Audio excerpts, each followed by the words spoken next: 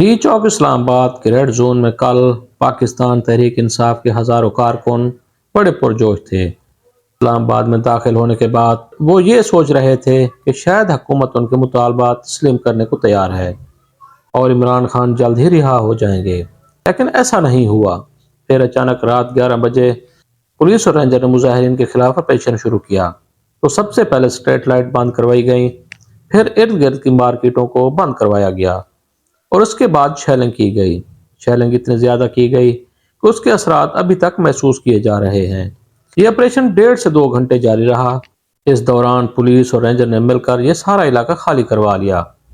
آنسو گیس کی شیلنگ کے بعد پولیس نے مظاہرین کو گرفتار کرنے کا سلسلہ شروع کیا تو اب تک اطلاعات کے مطابق 500 سے زائد مظاہرین کو گرفتار کیا جا چکا ہے، جبکہ کچھ مظاہرین رات کے اندھیرے کا فائدہ اٹھاتے ہوئے بچ نکلنے میں کامیاب ہو گئے۔ عینی شاہدین کا کہنا ہے کہ جب پولیس اور رینجر کی جانب سے آپریشن شروع کیا گیا تو اس وقت انہوں نے فائرنگ کی آوازیں بھی سنی۔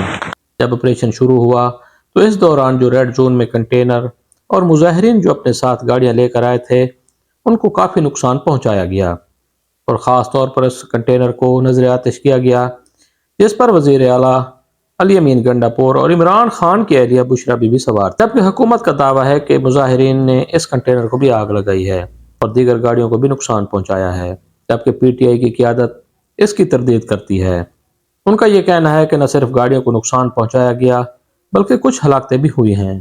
ان کا یہ دعویٰ ہے جو لوگ ہلاک ہوئے ہیں ان کا تعلق پاکستان تحریک انصاف سے تھا، تاہم ابھی تک ان کے اس دعوے کی آزاد ذرائع سے تصدیق نہیں کی۔ آپریشن مکمل ہونے کے بعد جن افراد کو گرفتار کیا گیا ہے انہیں اسلام آباد کے مختلف تھانوں کے علاوہ سی آئی اے کے دفتر میں رکھا گیا ہے، جس کو اسلام آباد کی ضلعی انتظامیہ نے سب جیل قرار دیا ہوا ہے۔